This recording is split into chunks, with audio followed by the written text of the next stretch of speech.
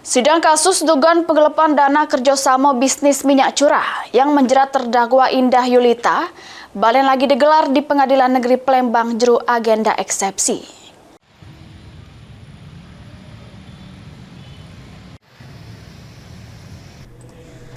Sidang kasus dugaan penggelapan dana kerjasama bisnis minyak curah yang menjerat terdakwa Indah Yulita di Pengadilan Negeri Palembang kelas 1A khusus balik lagi digelar juru agenda eksepsi.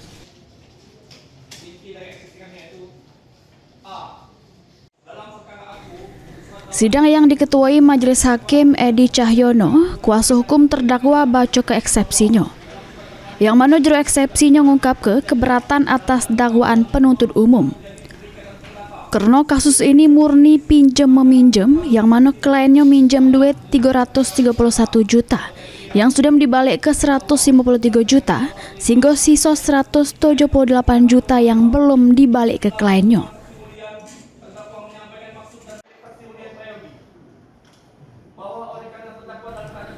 Sesudah itu, kuasa hukum terdakwa nyato ke kalau dakwaannya kabur atau obscure libel, mengingat kliennya juru perkara ini tidak kate hubungan hukum yang ngikat kliennya. Tapi kliennya cuma ada hukuman hukum yang ngikat dengan Rulia Prayogi Paulus. Karena ini murni pinjam-minjam. Terdakwa klien kami meminjam uang 331, sudah dikembalikan 153. Artinya ada 178 juta yang belum dikembalikan. Nah, dalam perikatan ini, dalam perjanjian ini, terdakwa klien kami itu ada menjaminkan pinjaman itu berupa sertifikat atas nama terdakwa. Nah, kenapa kami katakan ini ranahnya perdata atau kompetensi relatif? Ini perikatan yang belum tuntas. Surat dakwaan ini kabur, obscure libel. Di Novitasari itu, dalam hal ini tidak ada hubungan hukum yang mengikat dengan klien kami terdakwa. Jadi terdakwa itu ada hubungan hukum yang mengikat itu dengan Rulia Prayogi Paulus. Jadi dalam hal ini kami menyatakan bahwa surat dakwaan JPU itu adalah obscure libel atau kabur.